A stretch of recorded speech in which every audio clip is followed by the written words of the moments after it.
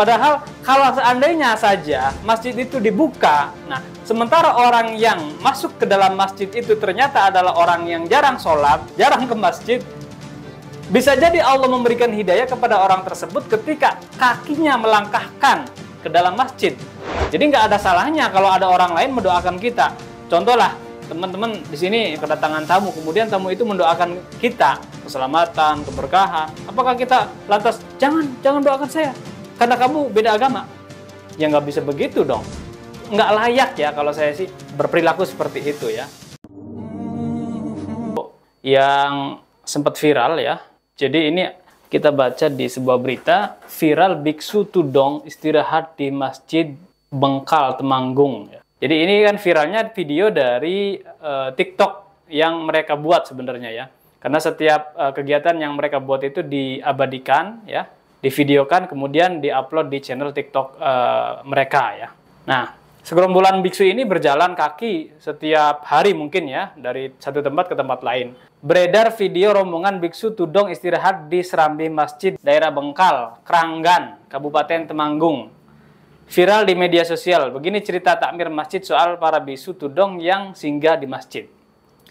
Oke, sebelum kita menghakimi orang lain, alangkah baiknya kita baca berita itu sampai akhir ya, dari awal sampai akhir, biar kita nggak salah paham. Oke, kita selesaikan dulu baca beritanya.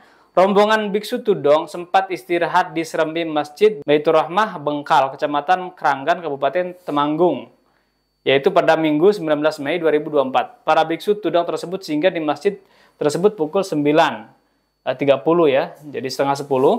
Kedatangan para biksu tudong ini disambut takmir masjid dan kepala desa Bengkal, Istianto namanya. Pihaknya pun sempat menyampaikan ucapan selamat datang untuk para biksu tudong. Sebagai informasi, lokasi masjid ini berada di pinggir jalan raya, ya, pinggir jalan raya Magelang, Temanggung. Kebetulan masjid ini posisinya dekat dengan perbatasan wilayah Kecamatan Secang, Kabupaten Magelang. Takmir masjid pun tak menyangka jika video maupun foto rombongan biksu tudong singgah tersebut viral di media sosial. Pihak takmir menerangkan mereka hanya memberikan pelayanan atau memuliakan tamu yang datang. Jelas ya, di sini takmir masjid hanya memberikan pelayanan kepada semua orang, tentunya ya, semua orang. Karena masjid ini kan sebenarnya bukan untuk satu kalangan sebenarnya, tapi bisa dimanfaatkan untuk semua orang. Salah satu contoh kita bikin ilustrasi aja ya. Kalau masjid itu hanya digunakan untuk satu kalangan, atau untuk orang yang sholat sajalah. Nah, sehingga ketika waktunya bukan waktu sholat, masjid itu dikunci. Ya, padahal masjid itu harusnya kan jadi tempat umum yang bisa digunakan oleh siapapun, termasuk mungkin para biksu ini yang membutuhkan tempat istirahat. Atau kalau kita misalkan lagi di jalan, kemudian kita kebelet ya, pengen pup atau apa, kan kita biasanya cari masjid, cari tempat-tempat umum yang disediakan oleh lingkungan sekitar. Nah, termasuk salah satunya masjid. Ternyata masjidnya dikunci. Kan bahaya, masa kita mau pipis di celana? Kan gak masuk akal.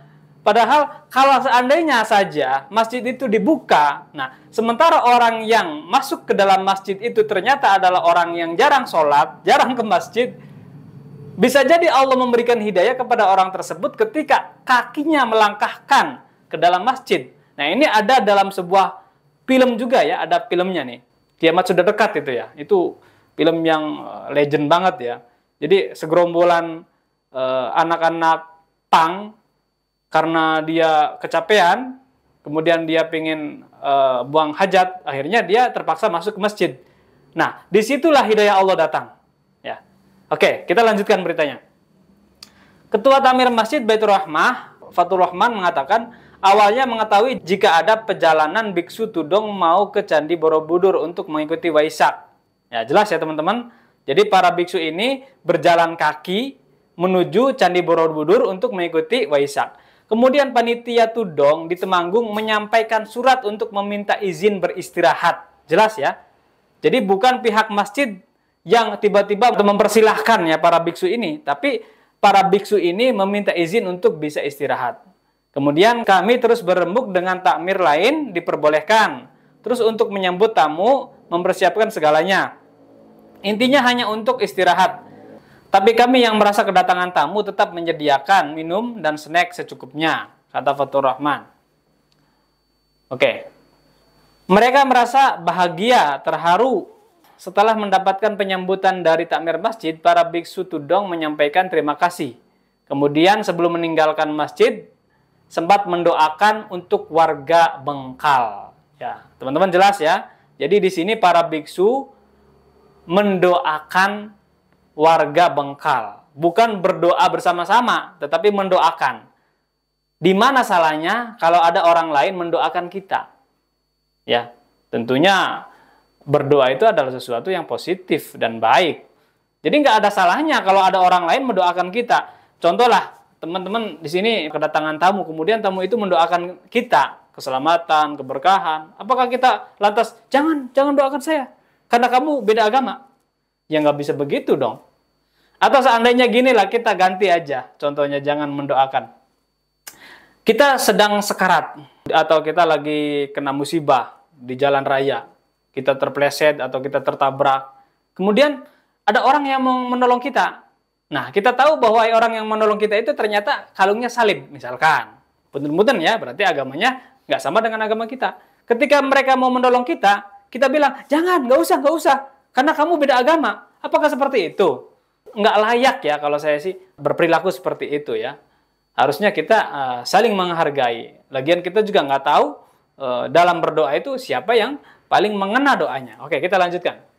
Nah, karena mereka merasa bahagia, terharu, terus berterima kasih, akhirnya mereka mendoakan masyarakat sekitar. Mendoakan dengan cara mereka. Lah, mungkin orang yang nggak tahu, disangkanya itu untuk ibadah. Nah, orang itu salah persepsi. Intinya bukan ibadah, ya. Mendoakan masyarakat sekitar saja. Oke, teman-teman. Di sini jelas ya beritanya, kita rangkum lagi. Jadi, ada segerombolan biksu yang sedang berjalan kaki menuju Candi Borobudur, kemudian di tengah-tengah perjalanan mereka membutuhkan tempat istirahat. Nah, di situ ada salah satunya masjid yang paling dekat dengan tempat mereka. Akhirnya para biksu ini meminta izin kepada takmir masjid untuk bisa istirahat di dalam masjid. Dan takmir masjid pun berkonsultasi, bermusyawarah dengan yang lain, pengurus yang lain, akhirnya dipersilahkan. Setelah mereka disambut dengan bahagia, dengan senyuman, dengan ramah, para biksu ini berterima kasih dan merasa sangat terharu, akhirnya mendoakan warga sekitar. Itu berita yang benarnya. Oke, sekarang kita lihat video yang lagi viralnya seperti apa.